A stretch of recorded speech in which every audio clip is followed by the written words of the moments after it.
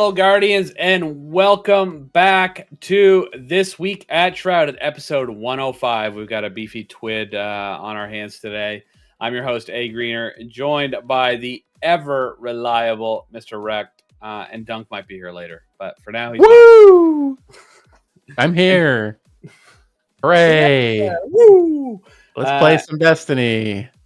Anyway, today we're covering everything from, we're going to re-go over some of the Edge of Fate reveal hype, Bungie's newest event overhaul system, new trials loot, well, not new, Iron Banner returning, and one very suspicious community puzzle that might be nothing or everything. We've also got some charity initiatives, a Destiny soundtrack drop that includes an exclusive emblem, and of course, your weekly dose of bugs, patches, and in the player support report. So let's dig into what's going on in Destiny 2. So we did talk about this a little bit last week, the Edge of Fate reveal being on May 6th. So if you weren't here, you didn't watch, Guardians, mark your calendars. May 6th is going to be a double header for Destiny 2. First up, the Edge of Fate reveal. Bungie's pulling back the curtain on the next major content drop. We'll finally get a proper look at what's coming after Heresy and into the future of Destiny. This isn't just a story teaser. This is Bungie laying out the roadmap for the next year of Destiny 2. So if you've been wondering what's next for the seasonal model, are we finally getting any big PvP shakeups? What role will the Hive, the Nine, or even some new factions play? This is where we're going to start to get some real answers. I don't know how deep they're going to go, but we're going to see. But that's only half the action. Also launching the same day, May 6th, is update 8.2.6. And it brings the debut of the brand new event home system, plus the Right of the Nine dungeon-focused activity, and the arrival of the chaotic new PvP mode, Heavy Metal, just a few days later on May 9th, actually. Sorry. So, basically, we're getting into the future of Destiny and a brand new system that represents the future all on the same day. It's not just a reveal. It could be just some interesting stuff to keep us occupied until it actually drops. So, all right. Also, while we're talking about all that, they did drop a teaser video. That was before last week, or after last week's podcast, right? Mm-hmm. Okay. So they dropped a teaser video that doesn't give us a lot, but it gives us some stuff. I don't know. It's the Guardian traveling either really far or through time or some shit like that. No idea. Arriving at a planet with a hole in it with some shit on it. So it was an interesting teaser. It got me hyped for May 6th. I'll tell you that. But I don't really know what I'm looking at. So what are you personally hoping to see in the Edge of Fate reveal? Anything that'll make me more excited about playing Destiny again. I don't want to just see a trailer. I want to see some actual information about what we're doing. I would love for them to say, hey, this is the number of hours of content we're going to deliver, even though that's not going to happen. So I can set my expectations. I feel like people are still setting their expectations way higher than they should be. So there is so many people that are expecting regular sized expansions to come flying through. The people that don't pay attention to the weekly blogs, they don't pay attention to the developer updates, all that type of stuff. All they see is Edge of Fate, and then they're like, let's go, let's go, let's go. They even might buy the first one without getting any information other than a trailer, and they're going to be incredibly disappointed. I think. Just because they did lay it out for us, and if it's changed at all, we're probably going to find out on May 6th. But the original layout is 2 small expansions, year 1 expansion size style expansions with some little bonus change ups and switch ups throughout the 6 months in between. Yes, not Forsaken sized expansions, people. Understand that. Not Forsaken, not Witch Queen, not Final Shape. All right, none of that, nothing like that. It's going to be more like Curse of Osiris and Warmind. I know that sounds terrible, but I'm sure they've learned from those and how terrible they were, and they will be different, just similarly sized. It's my expectations. I do think their seasonal shakeups, or whatever they're going to be calling them, have to be interesting enough to keep people playing. What does that mean, though? Yeah, I have no idea. I got What is no that when idea. you say interesting enough? What does that mean? Because we already have their words about what they said about that, which is going to be one quest to introduce you to the seasonal activity, and then the seasonal activity, and that's that. That's it. That's the whole thing. Yes, but there's 2 updates in the middle or between each expansion. Yeah. So I don't know like what the second update actually brings. I just don't know exactly what it's going to be.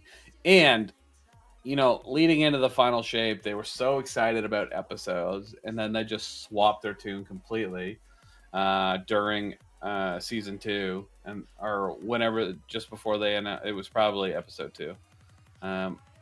When they're just like, okay, we're not doing this shit anymore. Yeah, this is what we're doing next year. My I point think that is, it may have changed even since then, and we're gonna find out exactly what their plans are on May 6th. Well, I think episodes changed not because of reception. I think episodes changed because they were planned before Sony decided they were getting more directly involved, right?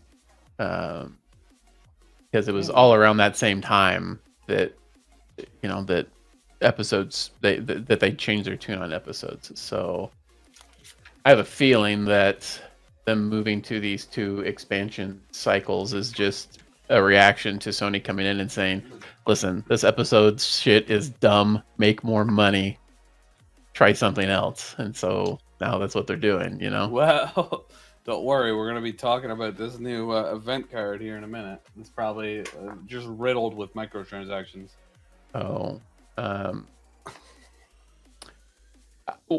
What I hope to see is that there's going to be a reason for me to grind again. So hopefully they preview what the changes to weapons are going to be, because we know weapons are supposed to get a big overhaul, tiered weapons. So I want to see what that's about, and I want to see what the armor changes are about, and whether or not it's going to be worth grinding all that stuff out. They need to preview what these armor set bonuses are going to look like in a meaningful way, and show us how armor is going to work. Because hopefully the bonuses are just like, if you get all 4 sets, you get like glowy wings on your back. My biggest problem with Destiny right now is that every season there's like, or every content drop, I don't even want to call them seasons because they've been called so many different things over the years. Every new content drop, there's a new group of weapons, and because there's no real sunsetting, they either have to power creep weapons, or they just put out weapons that are kind of blah, and there's no reason to get them. And even when they power creep stuff, the game is so solved right now that you don't even need the new power crept weapons in order to continue to do all of the hard content. There's no reason to grind a single one of the weapons for this season. For this episode, there's not.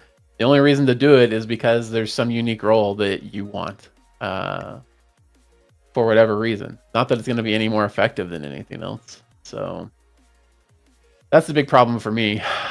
I was big mad when sunsetting first happened, but now that I've lived in a Destiny that doesn't really have it, it only has these weird soft sunsetting where they invalidate old gear by making new gear better.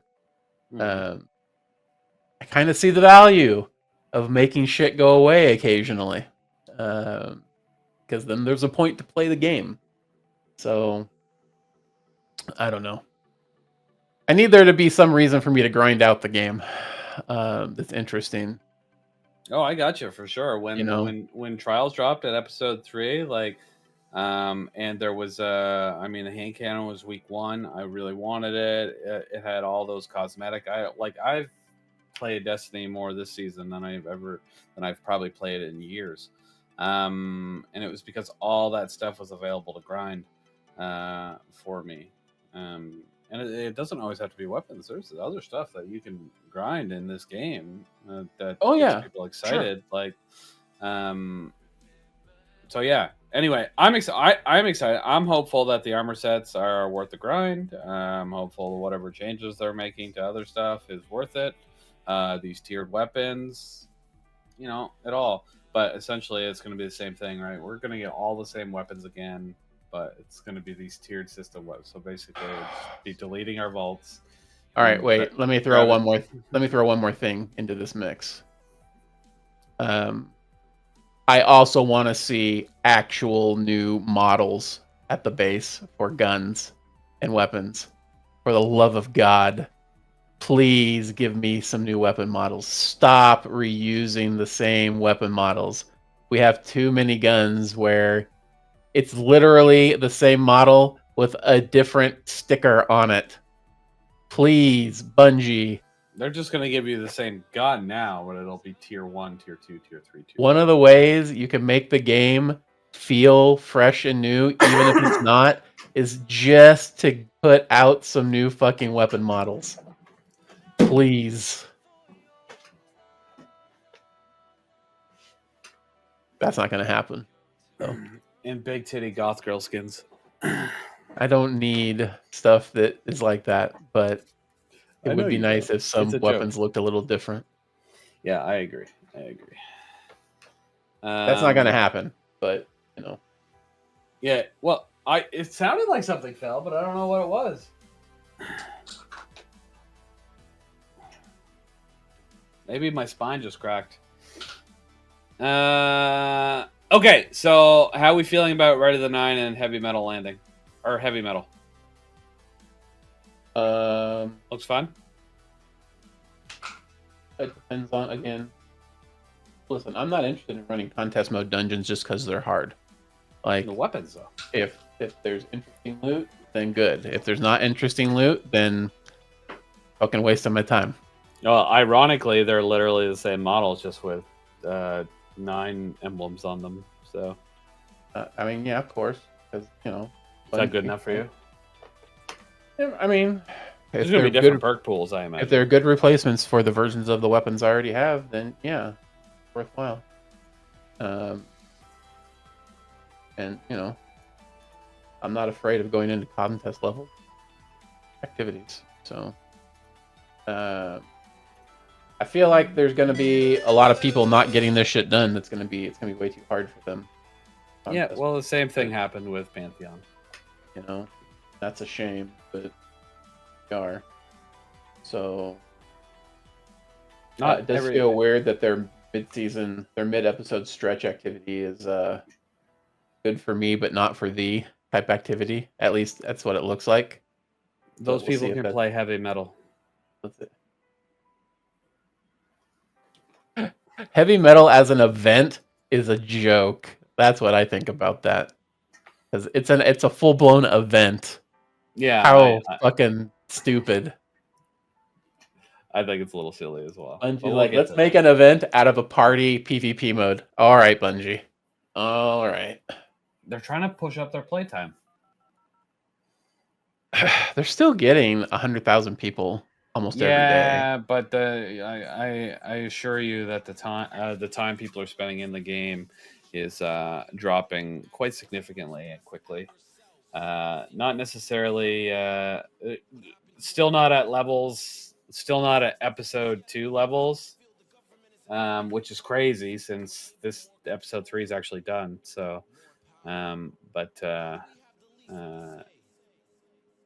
it's still down pretty low. But it's good if they're getting 100,000 people in. Trust me, those 100,000 people are playing less than they were. Oh no, I know. I know. I'm barely logging any hours at all on There you Destiny. go. So Easy peasy. But they got some other stuff that is getting some people excited. So let's move right into topic 2, which it's called the Guardian's Gambit. All right, let's talk about the latest community-wide brain melter. Guardian's Gambit, aka whatever it is Bungie's not telling us. So basically, here's the deal. If you're not aware of what's going on, something weird is unfolding in-game. Bungie straight up confirmed this week that a new Destiny 2 community puzzle has begun, but they're offering zero help. In their own words, sorry, not sorry. All we know is something's moving behind the scenes this week. Players are finding clues in places we weren't supposed to look too closely, and the devs are watching us obsess over it with popcorn in hand.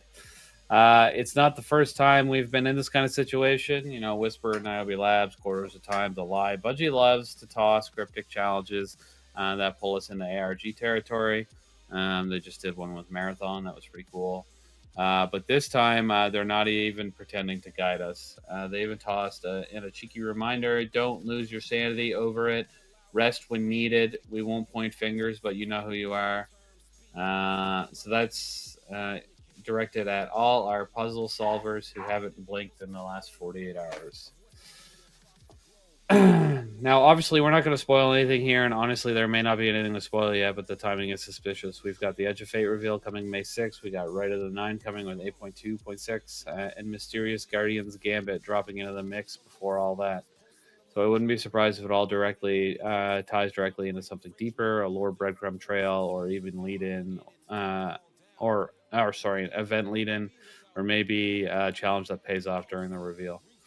Do you think this puzzle is leading up to something interesting? no. Am I still collecting? Am I still collecting my chess pieces? Yeah, because what else am I going to do in Destiny? So there you go. There you go. Am I giving it any thought beyond just jumping on Esoteric's video to find all 60 of them? No, not at all. The rest of that sentence says, or is it just Bungie dropping bait to watch the community spiral? No, I mean, I'm sure there's some event. There'll probably be some emblem or some shit. It won't be anything of substance, probably. But you know, it's a thing to do. So I'm doing it. I have to jump into Court of Blades to get those chess pieces tonight, and then immediately, what I'm gonna do tonight is join Court of Blades, go into the first encounter, go grab the chess piece, leave the activity, leave my friends behind. Start up a new Court of Blades. If it's the same zone for the first encounter, leave. Continue and repeat until I've gotten all of my chess pieces. You know? Yeah, I understand completely. And then I'm going to shut off the game and turn on Oblivion, or maybe go watch some Dune Prophecy. Is that show any good? It's all right. It takes some liberties with if you've read the books, it takes some liberties with the source material, but it's all right. Isn't it a prequel? It is a prequel. It happens Is there 10,000 prequel years. I thought everything was No, there's lots of books that are prequel in the Dune series to the actual Dune. Okay. It takes place about 10,000 years before Paul Atreides is born. I thought all the books were sequels. My bad. No. I only read the first 2 anyway. I didn't care. A good chunk of them, especially the ones that Herbert didn't write himself, that his kid wrote, or that some of the other people wrote, are prequels. Yep. I wasn't a big fan of the premise of the third one. I think people are going to be very disappointed with Dune 3. People that didn't read the books.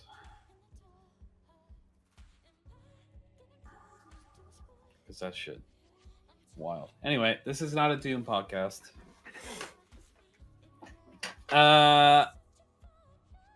Okay. So, I think this was not a good time to put out a cryptic puzzle without any information. This would have been a better time to put out an interesting quest line and advertise some interesting rewards for it. I think that would have been a better approach at this point in time, because I ain't got time for Bungie's cryptic nonsense. I am perfectly happy to let some streamers figure that shit out. Streamers, by the way, who I'm not going to fucking watch because I don't give a fucking shit about this puzzle. So, Scarrow, knock yourself out figuring out this puzzle, but I'm not giving you any watch time to do it. So, just drop a video when you're done. I'll watch your video, but I'm not going to like or subscribe. So, there you go. I won't even watch the video, to be honest. I'll just read whatever happened on the next TWID.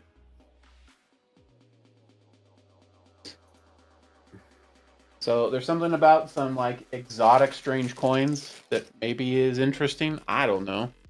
But I don't want to dig into it anymore. I'll just wait till the end. I'll do the steps, get my reward at the end, and cash them in for whatever they can be cashed in for.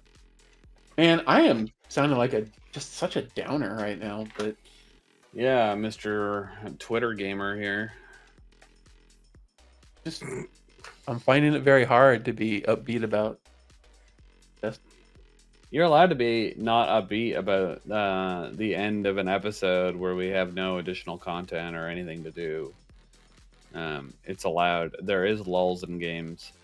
In fact, I haven't played the Division 2 in 4 years. That's how boring it's been. Ironically, they're doing this like new content drop that surprised everybody when they announced it.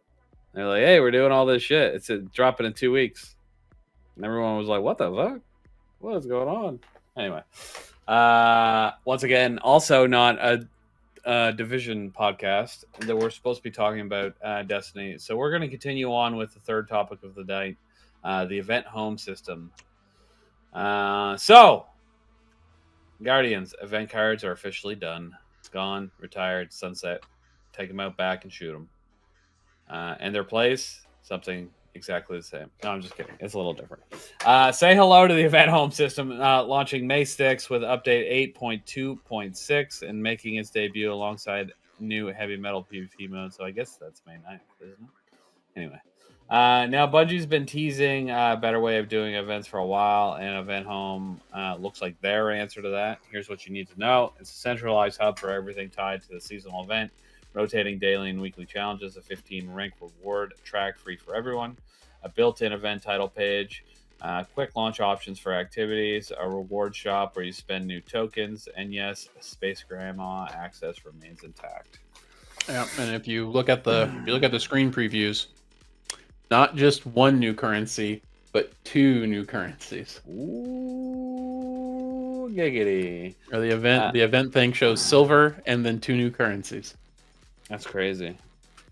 I'm going to keep going through this. That explains the process, and then we can break it down. So rather than bouncing through menus, checklists, and Eververse windows, you just go to your event home, and it's all there. It's supposed to be simple. Event ranks and rewards. There are 15 free ranks to level through by completing challenges and playing event activities, and each rank gives you something from emblems to weapons to enhancement materials. No paywalls, no premium card. Everything is earnable. Hey, Doug's here. I made it. Woo!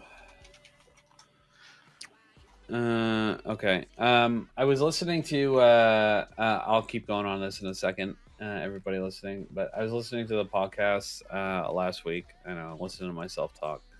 And you were a little lower than us, Duncan. So, yeah. Oh my!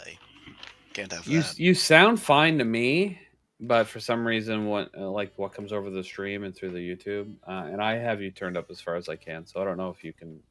I'll see if I can turn up my peak again. I turned it down a little bit last week just because it was picking up like a piece of paper that was just like blowing in the wind on the other side of my room, and I was like, why? So turn that up just a little bit. Our live chat does say you're a little lower. So how about now? Better? Worse? Yes? No? Not maybe? Worse. Sounds the same to me. I don't know. Let's see what chat says. Better? Oh, he says better. Okay. All right. I think it up a tiny bit more. I think there's 2 audio sources. One that goes on my headset, and one goes to the stream. I don't think. Now throw a paper across the room, Dunk.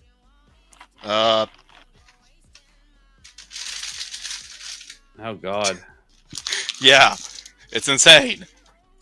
All right. I mean, that's fine. Yeah. No, that worked. Okay, so we're currently talking about the new event home to get you up to speed. Yeah. And okay, so event tokens in the reward shop. You also earn event tokens by finishing those daily, weekly challenges. Spend them in the new reward shop on event gear, reroll chips, or upgrade materials. Quick tip, though. Tokens vanish when the event ends, so don't hoard them like enhancement cores. Use them. Reroll chips. You also get reroll chips. These let you reroll completed daily challenges to get new ones. Swap a current challenge you don't like for something better.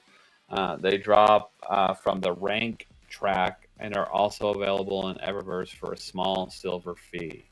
But they don't expire, so you can stash them for future events. This is the future events. Bungie confirmed event homes will replace event cards moving forward for everything. That includes Guardian games, Solstice, Festival of the Lost, The Dawning, and any new events going forward. No more splitting rewards between free and premium. The new system is all in one and earnable. So let me ask, what are you guys' thoughts on this replacing the event cards? It's going to come down to how many chips things cost and how much incentive there's going to be to go spend silver on reroll tokens. Yeah, That's the moneymaker here, right? I mean, I assume.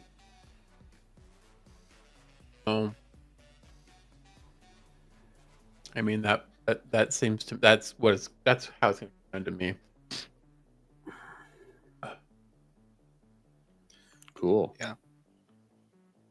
So I wonder if you're still going to be able to, for things like Guardian games, get rewards the same way you did prior, or if it's only going to be, the event card, or this event hub thing. I don't know. I've always participated in the event cards, so I am interested in something new. Because I don't know, they're kind of boring, but they were better to have those than what we had before them, which was nothing. You get some armor, that was it. At the end of the day, this is interesting though. I'm interested in take a look at it, see how it works. I'm never gonna spend silver on changing my daily challenges though. That's stupid as fuck. I don't give a shit. I just won't play that day. I don't know who's gonna do that. Depends on what the rewards are, right? They think they're gonna make okay, so if I'm understanding this right, there's you don't even have to buy into this. There's no premium version, nothing. It's free. The only thing that costs money is to reroll if you're out of the reroll tokens. Yeah. They think they're going to make more money on people re-rolling challenges than a $10 event card? Presumably, that means there's going to be gear locked behind this event that you are going to need a lot of these tokens to ensure you get what you want. They got to be careful with that shit because the community will go a fucking ballistic if it's. I mean, what else could it be? What else could it be, right? I don't see there being anything else. If the shop that they're talking about that you spend these tokens on to get stuff, if there's anything in there that's not cosmetics that you can see ahead of time, or if there's if there's nothing RNG in there then the event has to be set up in such a way that you cannot get everything if you just do all your dailies every day and you do your weekly every week, right? It wouldn't make any sense because the whole point is to get more of these yellow tokens that you can spend in the shop. So it's going to be impossible to be able to get everything in the shop without using reroll tokens to get more things. Now, the question ultimately is, are there going to be weapons in the shop that have random rolls and you are spending money to get more tokens for more random rolls? And if you are, and if those guns are good, that is directly pay to win. And that is a huge fucking problem. Not if you're rich. It's only a problem if you're poor. It is a problem if you're rich or if you're poor because it ruins the game. And if that's the case, and Bungie has got to be smart enough to realize that. If that is the case, that will drive people away more than anything else that we've seen in this update. So,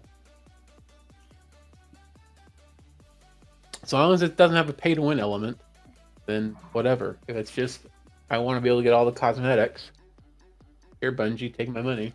Fine. Here. But I've got this sneaking little hunch that it's going to be, you want more rolls of the guns? Hey, we've got shinies available for this season. All you gotta do is spend some tokens. Bungie's never been that fucking stupid. All you gotta do is spend some tokens. Oh, you don't got enough tokens? Well, listen, all you gotta do is give us, $2 to re-roll to get a new daily challenge, and we'll give you 7 more tokens. Just in exchange for your $2 and a little bit of playtime to do this challenge. So give us some money, give us some hours, and we'll give you another shot at your god roll. Surely not. Surely not. No. Bungie is not that dumb, right? No, there's no way. There's no way they could do that. All right. Listen here, chat. I need you to clip this. Rex prediction about this new event home and new event tokens. Okay. My prediction is that there will be guns in this event store that will have random rolls. And in order to get more of those rolls, you will need to get more tokens. And in order to get more tokens than what you can get natively, you will have to spend silver to get access to those challenges. Bungie is going to make some of these events slightly pay to win. All right. It is April 24th, 2025. I'm making that prediction right now. My prediction is that Bungie is smart enough to make everything available if you play the game enough in these stores or shops. I don't have any prediction that they're going to have random rolls that you can keep buying in the shop. That would be ridiculous to me. I'm only basing these opinions on what I think is stupid and what is not stupid. I think anything else in the shop can be obtainable quicker if you pay to win, or with less playtime if you pay to win. But I don't think they're going to be guns. It's going to be like armor and cosmetics and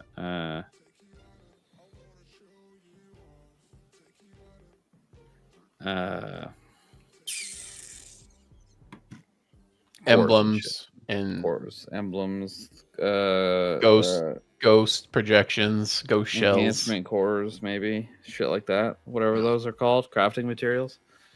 Yeah, crafting materials, enhancement prism, ascendant shards, ascendant alloys, maybe. You imagine they're like unlimited and people could just spend tons of it.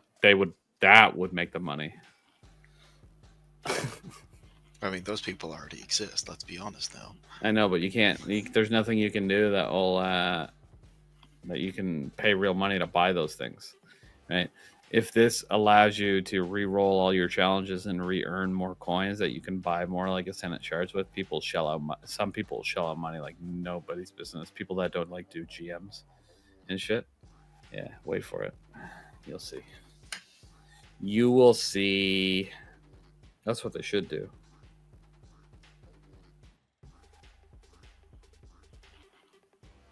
What if Anyway. they do have or what if they do have random roll guns in here that you can just pay to get a fucking another pull at the slot machine greener? I don't care. No? I won't pay for them, but I don't care that other people can. Okay.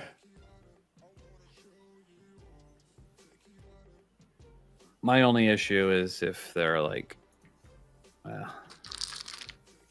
this I don't really have an issue. I think it'd be annoying if they're really good weapons for PvP. Uh-huh. People bitch and moan about that. I don't care about PvE weapons. Fuck, I could care less if Bungie was like, hey, here's the Bungie store. Most powerful weapon in the game. $20. Whatever. I'm not saying do that. I just don't care. I would also buy it, though. Yeah. I'd be like, all right, Bungie, thank you. Come again. But if they put, like, the best hand cannon ever for, like, PvP up, yeah, I could see that being annoying for people. Can you imagine they start taking, like, a Warframe approach to this shit? Hey, we've got a new class coming out. You can either grind for, like, 137 hours, or you can just give us, you know, $70, and here you go. That much? Here's your next. Some frames in Warframe, some premium frames, you might drop $200 on a pack. Yeah. Why doesn't Bungie? But everything in Warframe is earnable. You can get everything in Warframe eventually just by playing the game and trading, right? Okay, but why is Bungie going in like the opposite direction? They're making it easier to grind for stuff, and you can't buy anything, pretty much. I don't know. So why don't they make it hundreds of hour grinds for exotic weapons that will boost their playtime for poor people, or you can just pay $50 for the new exotic. I mean, you can do Come on, right Bungie. Now. Warframe is it's Call of Guardian Services. Yeah, but Warframe is super popular. Like, it's good. Like, I don't know. You would alienate your current fan base, but maybe you'll gain another one of grinders. In the future, there's a Destiny where there's like 500 different fucking subclasses. Yeah. Wild. All right, let's move on. Let us move on. Okay, well, it's kind of in the event card. Reality topic 4 is heavy metal, dropping on May 9th. I know we kind of talked about it earlier, but all right, PvP folks, or really, this isn't really PvP. This isn't for PvP folks. Yeah, all right. What are you talking about? Well, some people still hate PvP, even if it's this weird. But anyway, clear your calendar. May 9th, we're getting brand new limited time Crucible mode called Heavy Metal. And if Bungie's description is anything to go by, it's gonna be it's about to be fun, fast, and completely unhinged. We've all seen, well, not all of us, but a lot of us seen the videos because they've already showed this off. But Bungie called it such a fun, maybe even a bit crazy game mode, which means it's not your typical game mode. So what do we got here? What is going on? I wrote this in the wrong order. It makes no sense.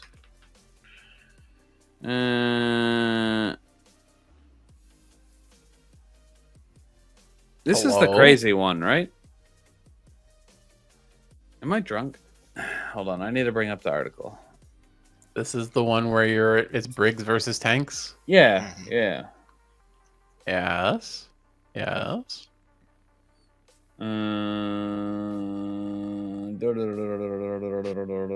can already see from the like the event home preview.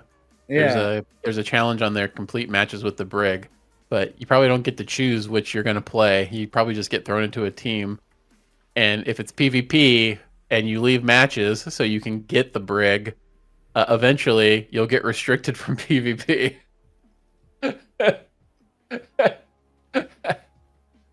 That's kind of funny.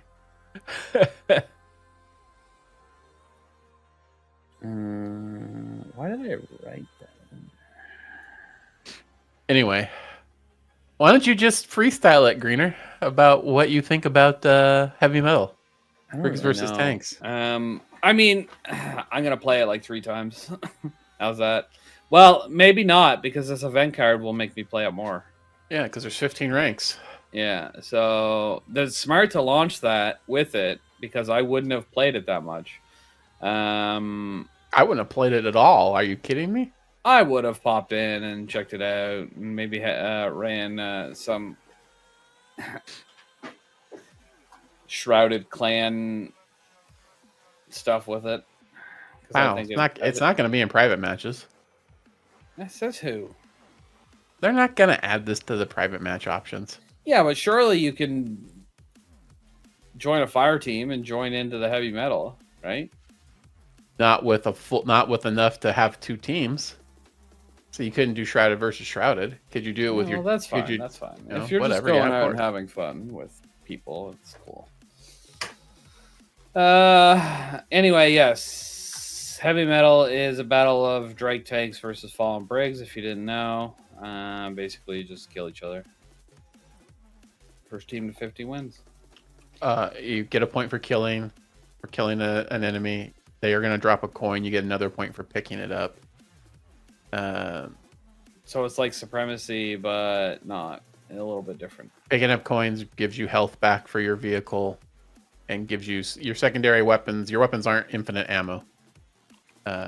So you have to pick up coins in order to get more ammo. So, for instance, the tank's main gun, you'll be able to shoot as much as you want, but the missiles on the tank, you're going to have to pick up coins to get more ammo for them. If it wasn't for the event card, I wouldn't have touched this at all. If somebody came to me and said, hey, let's do an event around this, I'd say, you go ahead. Not for me.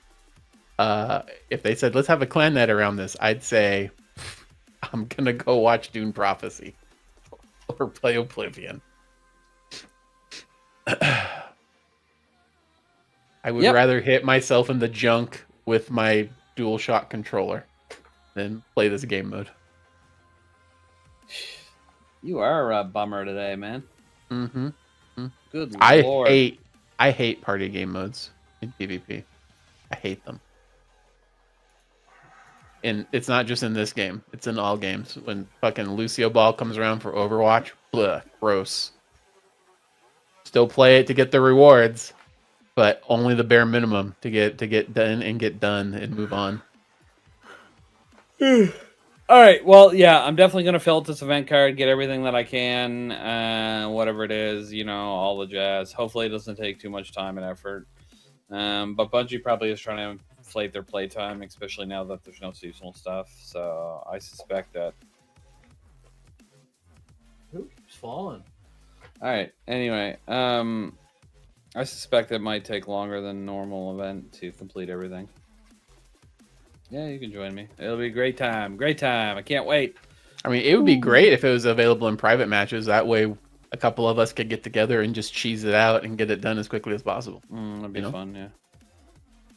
Oh, yeah, that'd be fun for sure. I feel like this event could be fun if it's balanced and... I don't know. It's a party mode. What do you mean balanced? Exactly, yeah.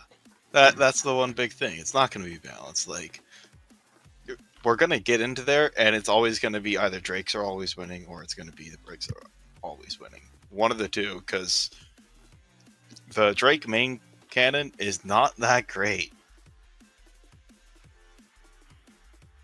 Like, we've had this since year 1 of Destiny 2. I mean, sure, we've only ever used it in PvE. Now we're using it against vehicles in PvP. Like, I don't know. Maybe they've tuned it so it doesn't feel like it sucks. Yeah. Give me interceptors. Let me see if I can pull off some of the one-shot tank kills or one-shot brig kills by charging into their feet. Let me fly around my spaceship a la Battlefront and just fucking blow people off the ground. Just blow people. Yeah, just clip that shot right there. Anyway, the name of the episode right there. Just blow people. Anyway, that'd be fun. You know, just fly around shooting tanks and shit, like a TIE fighter. Pew pew pew pew pew. It's crazy that our do our little ships have guns on them? Some sparrows have guns on them, not all of them. Not sparrows, ships. Our ships, our jump ships, some of the jump ships have guns on them, or what look like guns on them. Most do not. Always wondered. I feel like I've never seen a cutscene where we're shooting at anything. The only time ships are shooting at anything, it's pelican, the pelican things. Except they're not called pelicans, but you know what I mean. It's the Amanda Holiday dropships. Yeah.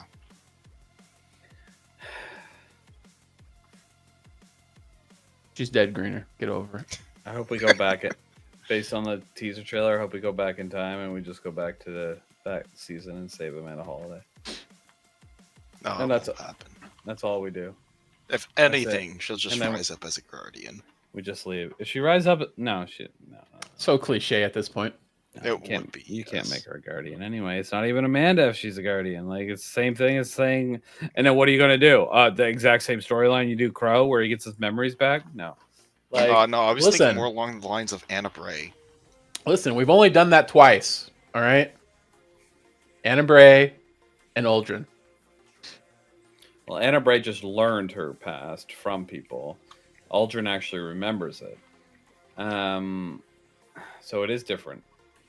But Is it really? Yes, it's significantly different. If you don't actually have the memories of you doing something, you just read a book of what you've done. It's quite significantly different than having Doesn't really strike me as all that different in the end. Anyway, the point is you can't do it again. All right. And also, I'd like to find out who I was before I died. Was I of any significance? Like, why do we always have to learn about... I guess we're not learning about it. We lived Aldrin's past. But I mean, the thing is, if Bungie adds a canon reason for, or not reason, but story for our origins, it kind of removes that immersion into the game. Because right now, you kind of get to have your own sort of thought process behind what your origins for your guardian is. your origins for your guardian is that you worked at a fast food restaurant and you were going nowhere in your life and you got murdered during the collapse, and that was it. Don't call me out like that, please. That's everybody. All right. I just told you your origins. Doesn't matter if you're awoken. Doesn't matter if you're the robot guys. I don't know their names. Or human. It's all the same. I mean, ultimately, the robot guys. I Leader of the Shrouded Gaming Destiny 2 community, by the way. The Exos, for reference. Who gives a shit what they're called? I mean, ultimately, it doesn't really matter in the end where we came from, because we all went to the same place. We all went to the Cosmodrome before we actually died. Oh, yeah, we got stuck in a traffic jam and got killed, man. Yeah. Yeah, that shit makes zero sense. Why was an Exo there? Why was a fucking blue person? Now I can't remember them. Awoken. Yep, that's it. We need to do some greener Destiny trivia on one of these shows one time. Why were they there? Like, it makes no sense that they were even in the Cosmodrome with all those cars and shit. What do you mean it makes no sense? Didn't the Awoken stuff happened somewhere? All those people were turned into Awoken. Isn't that how that? Isn't that okay? So why were they on Earth during a traffic where there was a bunch of cars? Like back in our time. Awoken manifested on Earth at the same time that weren't connected to the Awoken that were out on the ships and that went to the Dreaming City. That ultimately stayed the Dreaming City. Oh, fuck off. Bungie, you're terrible storytellers. Zavala is not an Awoken that's attached to the Dreaming City at all, but he is an Awoken. So after that Awoken shit just happened, Zavala was just like sitting on his couch one day drinking a beer and he turned blue? No. Okay. He was born that way. Yeah, he was born that way. Oh, okay. Yeah. From other Awoken? Not necessarily. Whatever. Fuck his kid wasn't Awoken, incidentally. So, well, that wasn't actually his kid, to be fair. That's true. So Awoken big just point. started manifesting on Earth. Not all Awoken come from the Dreaming City or were part of the ship. It was present when the light and the dark had their little battle out in space. Yeah. All right. Whatever. That sounds dumb. It should have just been those people, and then the Awoken, spread from there, like And locusts. Exos were not just combat robots. How am I supposed to know this? They were made on Europa. Well, I knew that. To be combat units. No. Anyway, the point is they shouldn't have been on the Cosmodrome. Whatever. That is something that would have been cool if Like Bungie had done, is depending on which race you picked for your Guardian, it would change where your starting location would be. Yes, that would have been good, because you know why? This theory that's coming in my head is going to blow all this lore out of the water. Mm-hmm. If there was not Awoken, but if there was Exos in the Cosmodrome during the collapse or whenever you died, wouldn't there be more just scattered around? Like they don't disappear and float into the sky. They would be all over the ground everywhere. They'd all be dead, just like the cars are all rusted and shit. Wouldn't the Exos just still be there? Where are they? I don't see any. You don't have an answer. When's the last time you went and looked through every car at that? I bet there's section of no the Cosmodrome? fucking Exos in any of them. I'm gonna go check next time I log in, though. I'll double check, and if there's an Exo in one, then I'll say, "Good job, Bungie. You're good at continuity." But The one thing to remember, though, is that the Exos, there's not really that many of them when you look at the total population of the last city and whatnot. It's not like there's an even 33% Exos to humans to Awoken. brother's logging into Destiny right now just to prove me wrong. I mean, go ahead. I see Astrobot. Nice. Bro, you gotta delete something. Why? I don't know. And just usually when I see that little red icon, it means that I don't have enough space. Anyway. Okay, let's move on from this nonsense. You can find out if there's any Exos in the Cosmodrome if you want, though, but I bet they're not there. And if you'd say they'd disintegrate or whatever, no, because they wouldn't take any longer to disintegrate than regular cars made by normal humans. These Exos are fucking... How would you know that, Greener? I mean, they are converted using... Have you read the lore of what Exos are made out of? I know that they're not made out of regular... Stop it. They're made out of whatever Clovis Bray would have made them out of on fucking... Europa, and he was brilliant, even though he was a psychopath. Okay. In part. Vex radiolaria. We're moving on to trials. Trials of Osiris weekend preview. Tomorrow's answer, Midtown. All right, that's basically what you got. Big Boom rocket launcher is back. Midtown, a fan favorite, maybe. I don't know. More vertical, city-styled arena, if you didn't know. Tomorrow's answer might not be new hotness. Well, I don't know. Hazen's Vengeance, I guess. People like that. But it's a pretty good Void rocket launcher if you land the right perks. Whatever it is you like. Auto-loading, Vorpal, or whatever. There's a bunch of different combinations that might do well. Unless, of course, you want a PvP role rocket launcher. I did grab one last time it was available. I can't remember what the perks were, though. Hold on, let me double check. What did I get on that? Okay, so I cap Okay, no. There is Envious Arsenal bait and switch, though, on that. So that's a pretty good roll for PvE.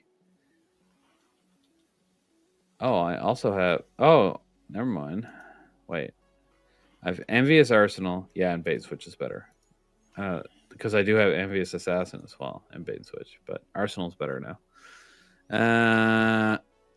Okay, so but my PvE roll, or PvP roll that I kept, that I consider was Impulse Amplifier and Chain Reaction.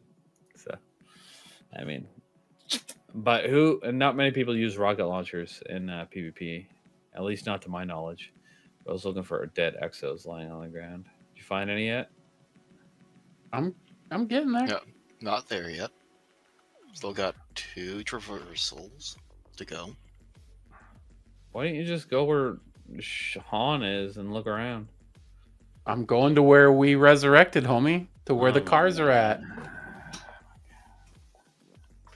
So specific. He's so specific, chat. I mean, there's not much in the way of wreckage around Shahan. All right. Anyway, Midtown. That map's long lanes for pulse and snipers, but there's a lot of tight corners for SMGs and shotties.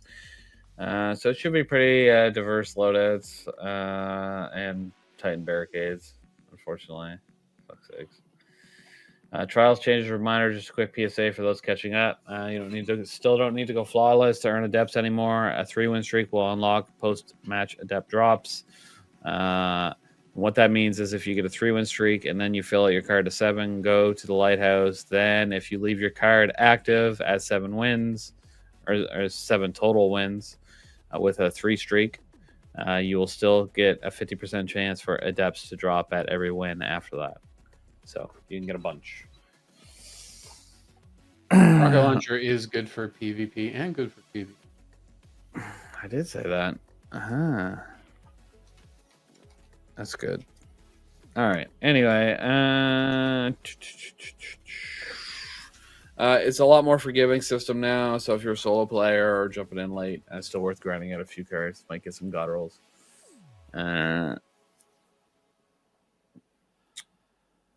What's your what do you consider the god roll PvE for tomorrow's answer? Is it the Envious Arsenal bait and switch? Yeah, probably Envious Arsenal bait and switch. I agree. Okay. Unless, of course, you're trying to do ad clear, then you want chain reaction with something else. Probably field prep, maybe. Yeah, Envious Arsenal or Explosive Light, or Envious Arsenal bait and switch. Either would be fine. Yeah, that would be my pick.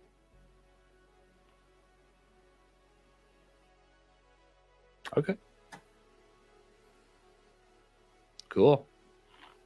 Do you want to avoid Envious Arsenal bait and switch rocket launcher, Dunk?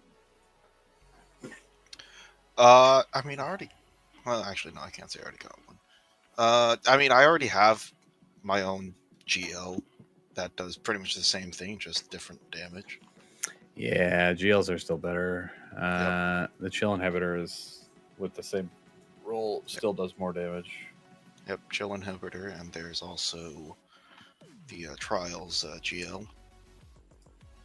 The Cataphract. Yep. Yeah. Yeah, with Envious bait and switch, and I'm just like, yeah, nope, I'll take that. So, there are better options. It's still good. Definitely still recommend getting it if you play PvP, and want to play trials anyways. But ultimately, if you already have a GL, I'd just stick with that. Cataphract is Strand, right? Yeah, it's true. It is. Oh, I do have an Envious Assassin's bait and switch. Does it have an Envious Arsenal bait and switch, or is it just Assassin? No, it's just Assassin, yeah.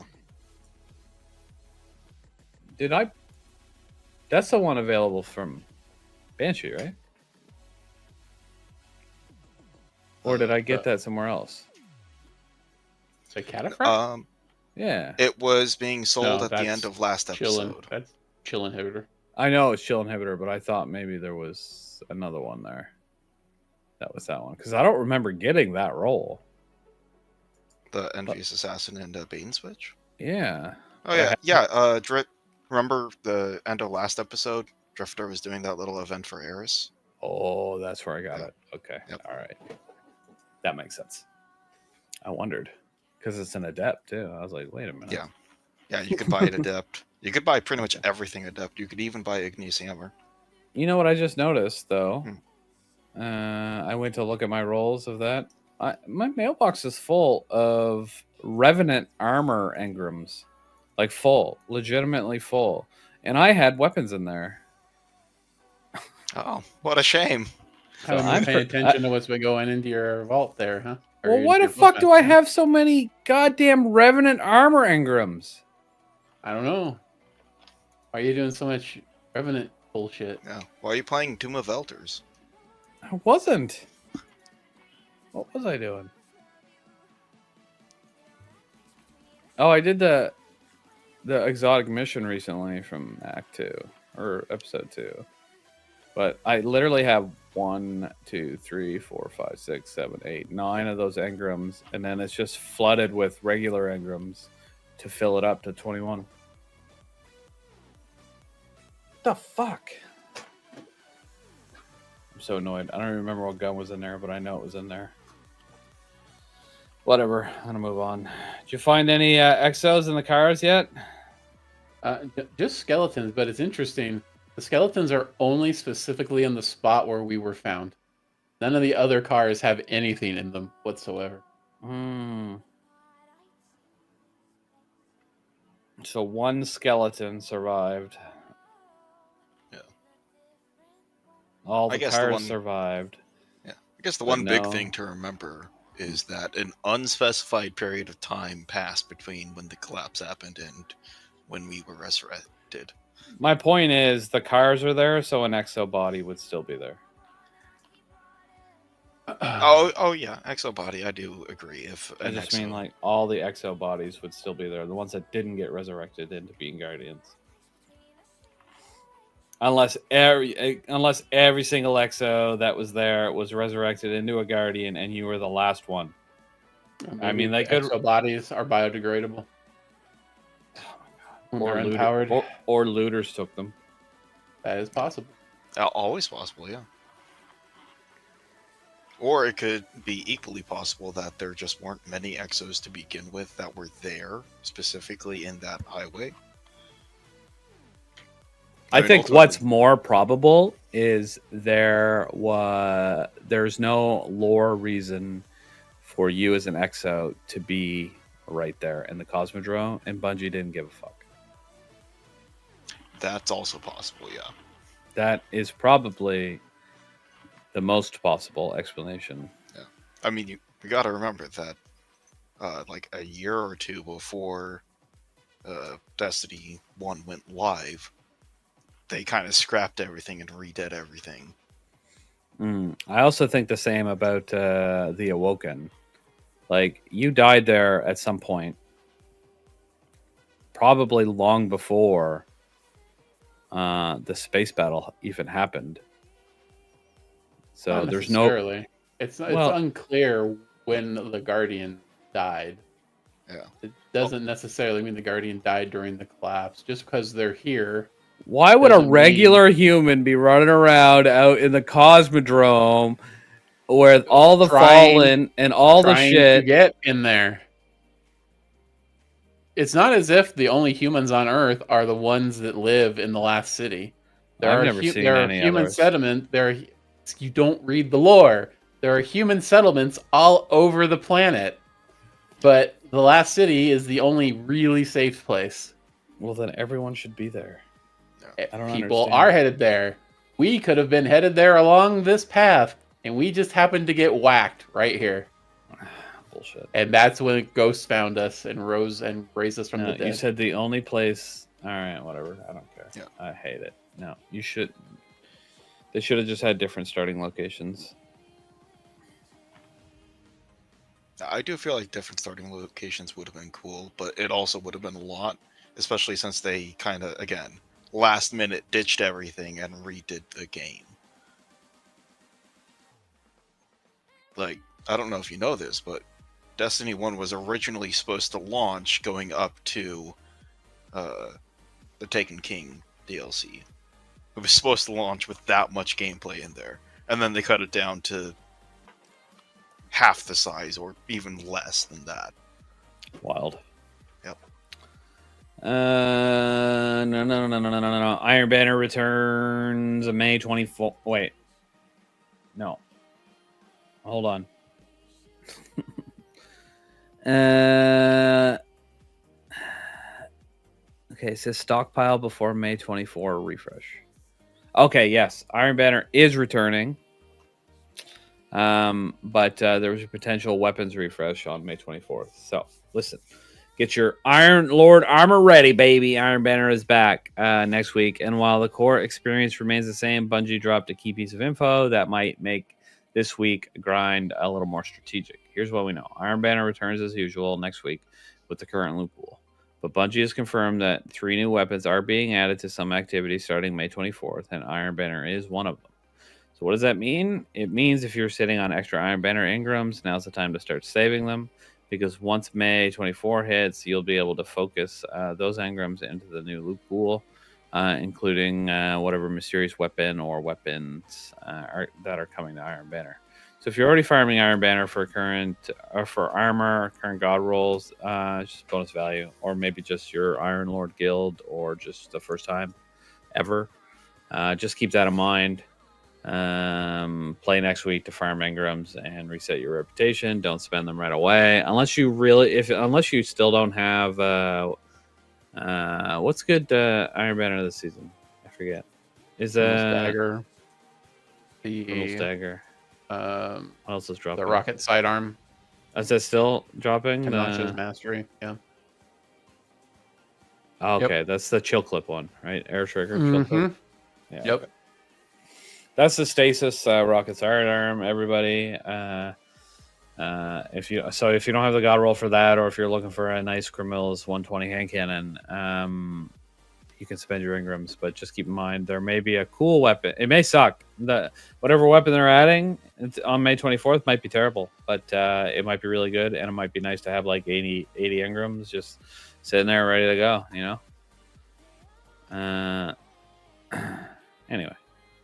That's up to you. But what do you want to see added to the Iron Banner loot pool? What have we gotten in a long time? Anything good? Something awesome? The best PvP? How about another good PvP pulse rifle? Smile. Is that a joke? I don't know. That's a joke. Yes, that's a joke. That's very much a joke. You don't want another PvP pulse rifle? I think we're good with S stock. Okay. I prefer Care. To be honest, I like the high impact one. Feels good. Feels good to me. I don't know. Maybe I'm drunk. I'm not saying it's better. I just prefer it. I get beat all the time against Fredericks. But I don't know. I don't like the zoom. It's annoying. Maybe I'm just bad at PvP.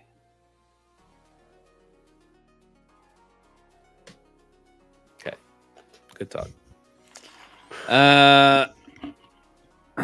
You guys are you gonna stockpile any engrams for the 24th? I don't need to stockpile engrams. I already have 99 of them. Very nice. I only have like 68, so I'm gonna have to get a few more.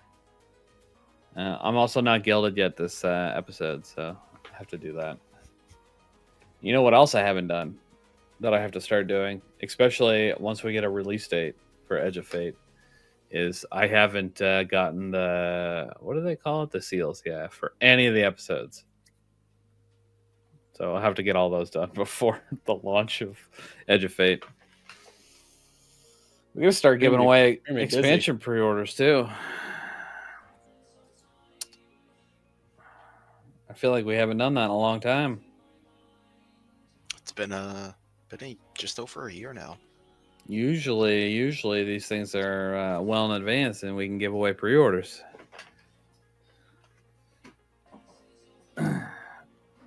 I mean, it could still be happening in like mid to late July, so there will still be some time, possibly. Yeah, but still, I expect it in July sometime. I might be wrong though. I think it'd be crazy if they push it much further than that into marathon territory. But maybe they really think that Marathon and Destiny are gonna just have two completely different fan bases, which makes sense because they're very different games. So maybe they do push it into the fall. Who knows? Maybe, but I feel probably like that would be detrimental. Yeah, but if it's not done, then it might just have to happen. Yeah. We'll see. Well, We'll at that point, just push it to December at that point. Push it to 2028 and give us Destiny 3. All right. Topic 7 this week, Destiny 2 on vinyl, baby. All right, music lovers, Bungie's hitting us with something a little different this week, and honestly, I don't care. For the first time ever, the Destiny 2 original soundtrack, Volume 1, is being released on vinyl. Yep, physical records, and it actually looks all right. But here's what you get. 2 LPs with 20 tracks from Destiny 2 early story arcs. Gatefold art featuring all 3 Guardian classes in the aftermath of the Red War. Collectible insert card with Dominus, Gaul, and Zavala. And yes, a digital emblem called Drop the Needle included in every purchase. Wait, is that in game yet? Needle emblem.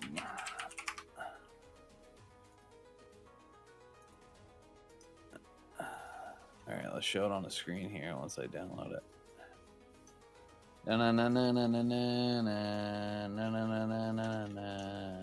The emblem's actually kind of boring, I think. But this is it. Right here, chat.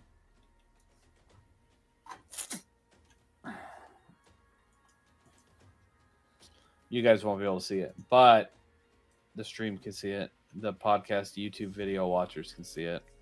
And if you're looking at the stream right now, you can see it. Or you can open up, whatchamacallit, the TWAB. It's in there. Twid. The Twid. Sorry. I'm fired. I don't look tired. You look tired. Where were we? Okay, here we go. It's a great little collectible for Destiny fans who are into the game music. And even if you don't have a record player, the art of the emblem and the emblem combo might be worth it alone. How to get it? The vinyl is available for pre-order now. You'll find it on the Bungie store. No word on how long it's going to stay in stock. But like most Bungie collectibles, once it's gone, it's probably gone. And since we're heading into the Edge of Fate era soon, this drop feels like a little capstone moment, a love letter to the original Destiny 2 era before we move forward. $50. It's $43.99 basically. Well, people that like music, yeah, that's fair. I think a record. I buy my dad records all the time because he's got a little record player and he likes them, and they're usually between $20 and $40.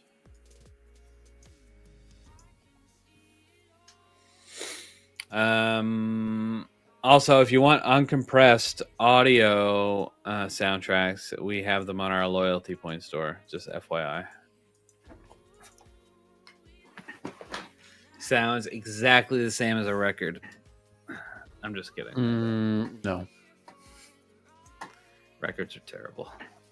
Records are not terrible. That is I prefer demonstrably 8-track. false. That's a joke, by the way, chat. If anybody took that serious, I do not prefer 8-track.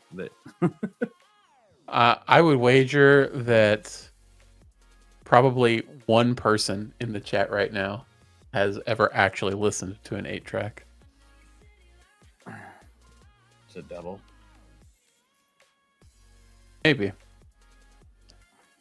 But I would assume that most of them... I would assume that if anybody in the chat has even actually seen an 8-track in real life, there's only one of them. Because you don't just run across those very often. Or even know what it is that you're looking at when you see one.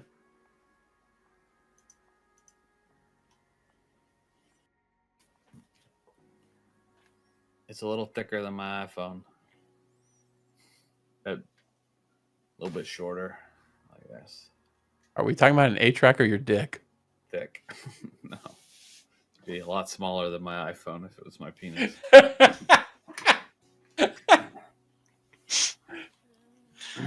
right then. All right. Anyway, I think vinyl's cool. I think this is a cool drop from Bungie. I think it's cool. I'm not gonna buy one. I don't care enough. I do have a record player, mind you, but I don't care enough about Destiny music to buy vinyl, and I don't think the emblem's cool enough to care about. So, pepperoni. All right, next topic: ongoing issues this week. Ooh la la! Some of these might be the same as last time, or last, but we're gonna go over them anyway. A Sunless L Grandmaster still not available in Fireteam Finder. Boo! Court of Blades bosses may fail to spawn, causing soft locks. Boo! Vendor ambient dialogue overlaps or interaction menus. Don't care. Just immersion breaking. Ionic Sentry sometimes fails to chain lightning to nearby targets. Boo! Drowning Labyrinth steps 6 through 9 may not progress properly. Boo! Bungie says stick to the same character or I might desync you. So don't switch it around. Derealize exotic mission. Vrisk encounter sometimes drops the taken relic below the maps, soft locking the mission. Boo! No workaround, you just have to restart it. Sunner Doctrine, Shrieker boss, critical damage shit still happening. Tomb of Wonquest steps 3 and 4 don't register completion. Boo! Memento shaders can be previewed on armor. That's actually really cool. I don't think they should get rid of it, and they should let us put it on armor.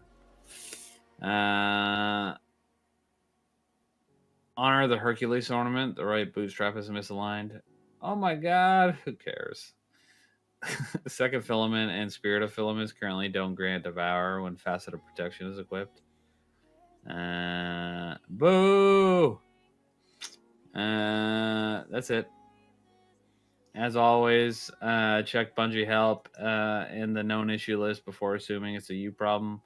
And if something's acting funky, report it. It speeds up the fix pipeline for everybody.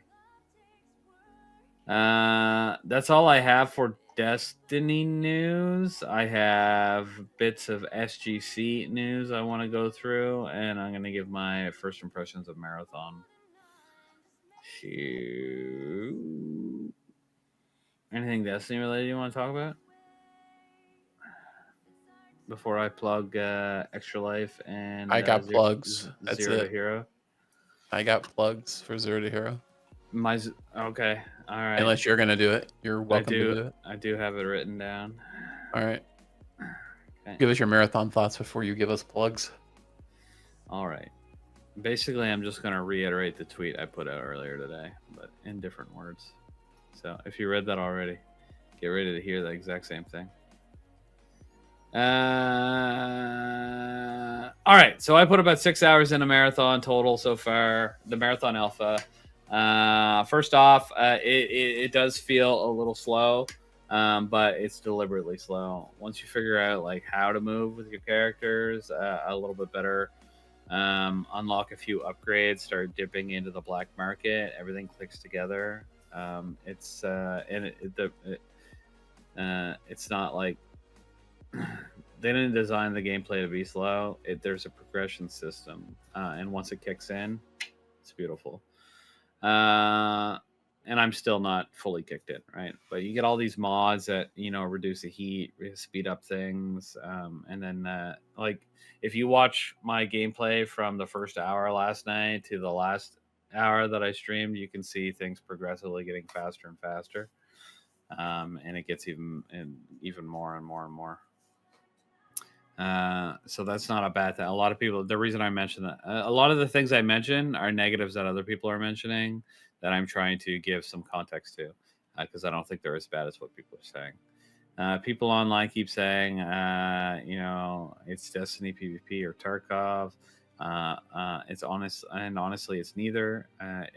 It doesn't want to be. It doesn't want to be. It's carving out this lane as a sci-fi extraction shooter with tight pacing, slick UI, and gameplay loop that just like hooks you in. I caught myself working today, and it's just, man, the only thing I thought is I just want to get back in a marathon.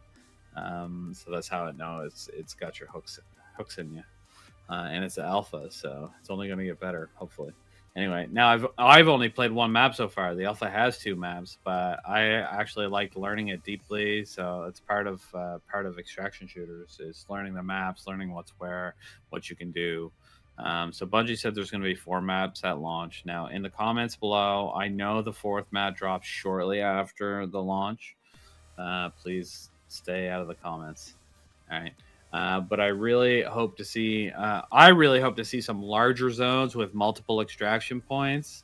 And with the larger zones, you can put even more teams on the map. If they're bigger, that's really important down the line. Right now, the tightness of map forces encounters, which is chaotic and awesome. Unless you're me getting farmed all day long. Now, a big sentiment that I've seen is people are hardly encountering any PvP. I don't know where I was last night, but every map that I didn't extract on, I got killed by another team. And every map I did extract on, we were the victors of the team fight. Now, I don't know if people want to fight 4 or 5 teams per map or whatever it is that's going on, but I don't know. Whenever I would play, I don't know, Tarkov or whatever. I know I said not to. You were finding plenty of PvP. I was finding plenty of PvP in Marathon. My point is, I would only, fight a PMC, or I don't know, 2 or 3 PMCs in any given raid, unless you go to the specific map that has lots of PvP in it. Like it's a small map, and a lot of people load into it. And it's designed for that. You can choose that. So anyway, yeah. I had no trouble finding PvP. I don't know what all these people were playing, if they're playing at 4 o'clock in the morning, so nobody else was playing, but I don't know. No issues on actual PvP, and I definitely ran into 1 or 2 or 3 teams in every single extraction or every single map. One thing I do want to see tuned up, if possible, is extraction tension. Right now it works, but it doesn't hit oh my god, we're about to lose everything moment you want in games like this. I think once public events ramp up and there's more at stake, we'll get there. Fingers crossed for deeper risk and reward mechanics later on. On the gameplay, it's super clean, especially for an alpha. Matchmaking's fast. Looting is super responsive. One thing you'll ever get used to in extraction shooters is looting. For some reason, being able to interact with server-side objects is really, really poor, because none of them are AAA studios that actually know how to build shit. So the looting is super responsive and awesome. LFG is seamless. The UI is crisp. And it really feels like it's a AAA polished and not some sort of indie extraction prototype. And once again, alpha. Now, we've talked about it earlier in the pre-show, I think, but 4 or 5 months is not a huge amount of time to make a lot of changes. But there's some stuff that's already in the pipeline that's just not in the alpha. We'll see what we do get by the time it actually releases, but hopefully they clean up some of those things that don't really quite feel AAA, like the textures on the outside. Looting at first was a little overwhelming, but after 10 minutes, once you get sorting through the gear, seeing all the options, it starts making sense. There's definitely a system here. It's just front loaded with a lot of options. Most extraction shooters like that. At first, you don't know what the fuck you're looking at, but it all starts to come together. The only big complaint I had is mod swapping. Right now, you can't swap mods off and on and off of guns. Once you put it on there, it's there forever. I'm hoping that's an alpha limitation, but Bungie, if not, please change that. That's dumb. If I put like a green mod on my gun and I get a blue mod, I want to be able to swap it off. I should be able to. I shouldn't have to wait until I get a new gun. So bottom line, and I'm saying this for anyone still trying to pigeonhole this game, Marathon is not Destiny. Marathon is not Tarkov. It's its own beast. I'm absolutely here for it. If what we've seen right now is just the beginning, it could be something really special, in my opinion. So let's go, baby. If you guys have any questions about it, I can try to answer it. I assume you're not playing. Did you get it in the alpha? Nope. I didn't think you did, based on your banning comment yesterday in chat. I've been watching plenty of people. Not you, but others.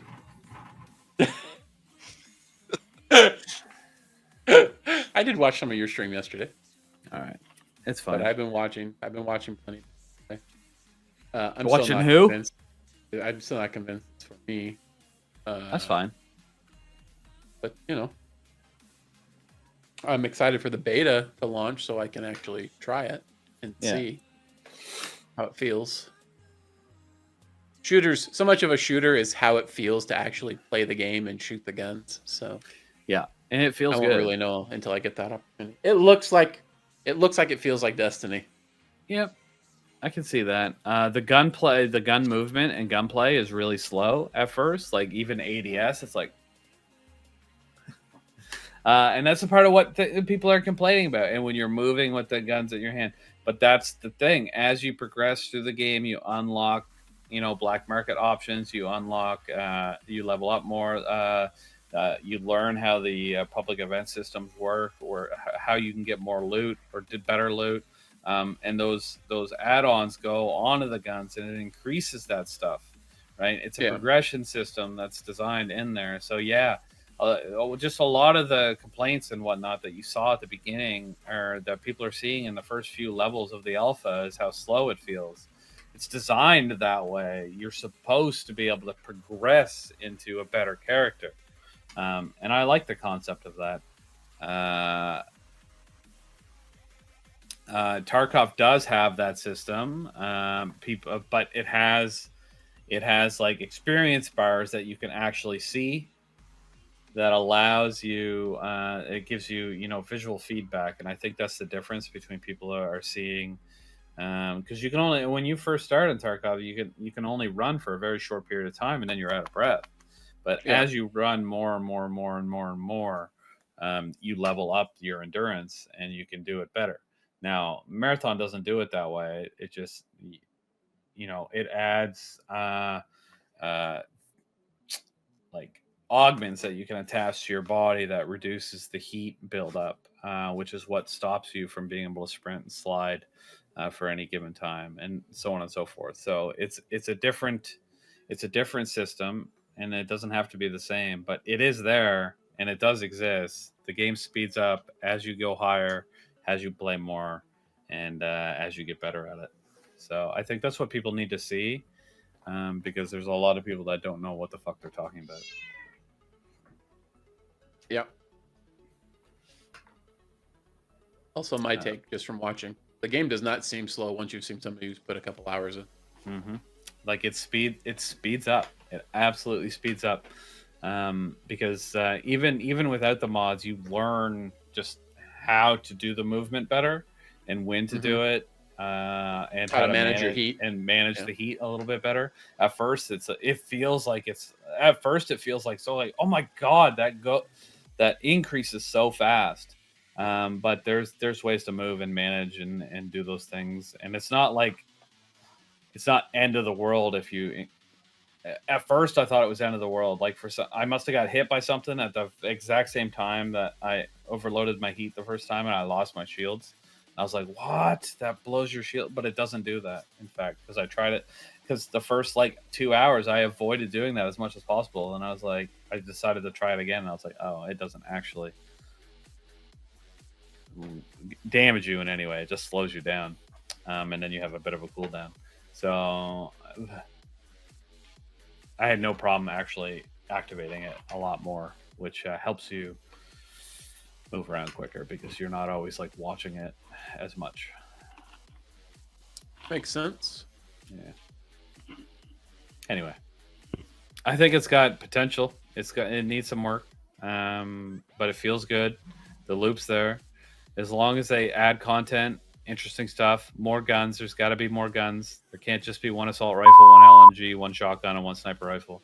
There's more than that, mind you, in the alpha, but there's got to be more of each of those versions. They're going to keep adding those every season. I imagine they're going to add them. I'm sure they're going to add skins. I don't really fucking care about that stuff because it's first person, but whatever. I'll probably buy some. They'll add more maps. They're gonna, I assume, at some point there's gonna be more stuff.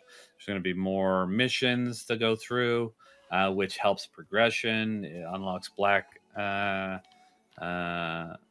market things. Like as long as they keep adding that stuff and interesting things and seasonal content, that keeps bringing people back.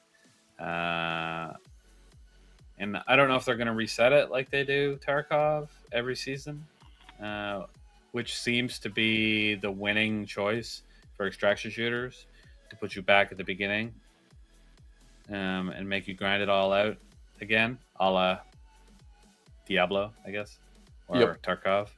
It actually makes more sense to me. Like, I always hated doing it in Tarkov because you got to farm a lot in Tarkov. So far, the progression system is a lot quicker in Marathon, so it feels nice. But we'll see. I'm only like level 12. I think the alpha only goes to 30. I don't know how high they're going to do it in the main game, or if 30 is the limit. And then you just gotta do all the quests, so you have all your black market stuff unlocked and all the stuff. The black market's a lot more important in this. Or sorry, it's not. The black market is different than the flea market in Tarkov. Just so everyone knows that might be listening and interested. The flea market in Tarkov is a player. Like, you can buy stuff from other players that found stuff in raids. They put it up on the flea market. You can buy from them. They get money. You get the item, and then you can buy from vendors. The black market in Marathon is just the vendors. There is no flea market style buy stuff from other players, at least not yet. They may add it for whatever reason or not. No idea. That's all I got. That's my thoughts. All right. Initial thoughts on Marathon. I think it's good. I'm going to keep playing it. Great. SGC announcements. First, we're just gonna replug Extra Life again, everybody. Where's my little blurb? All right. If you're new around here or you haven't heard yet, Shrouded Gaming runs a massive yearly fundraiser for the Children's Miracle Network Hospital, supporting kids in need of life-saving care every year. This community shows up typically in a huge way. Last year raised $11,000. This year we're aiming even higher.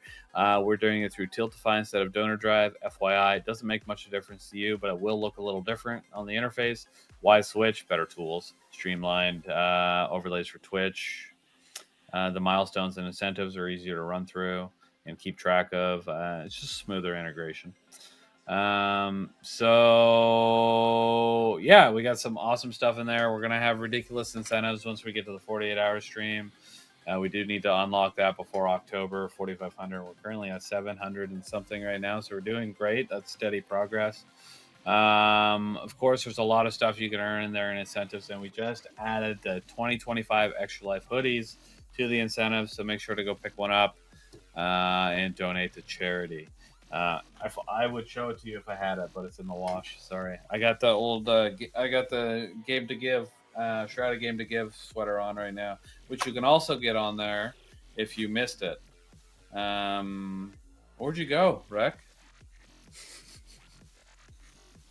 All right, he's gone. Never mind.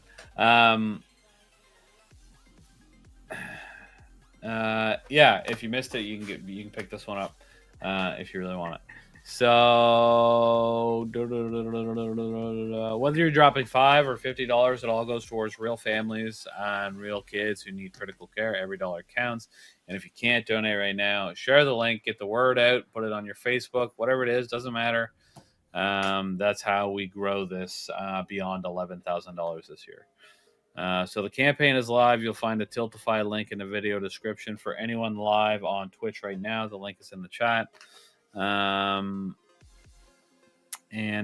let's do something amazing again this year, not just for players, but us people who, not just as players, but us people who give a damn. Next is our plug for our next SGC event called the Zero to Hero Dungeons. The Ultimate SGC Challenge begins May 1st. Before we roll into the outro, we're going to spotlight something that's about to test your patience and grit and ability to survive with nothing but scraps and a prayer. Introducing Zero to Hero Dungeons, running from May 1st to May 31st, 2025. 10 dungeons, no gear, no cheats, no mercy. Here's the deal. You and your fire team of 3 will face down every dungeon in Destiny 2 with a brutal twist. You start with only white, green, or blue gear from collections, and the only way you can upgrade it is with drops you earn inside the dungeons. That's it.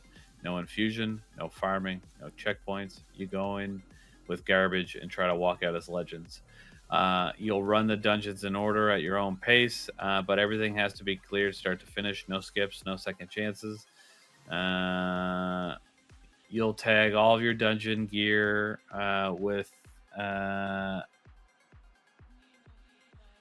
something in Destiny Item Manager and submit your screenshots after each run. I think, is it Z2H? Is that what I wrote? Okay. Yep. Z2H in Destiny Item Manager, submit your screenshots after each run. We're tracking clears, gears, and loadouts because this is a real event for real grinders. Prizes, loyalty points are 10,000 loyalty points per dungeon, 1 prize ticket per clear, up to 10 entries in the post-event draw. Dungeon Delver server role just for participating, and if you finish all 10, you get the coveted Dungeon Master role. Only the strong survive that one.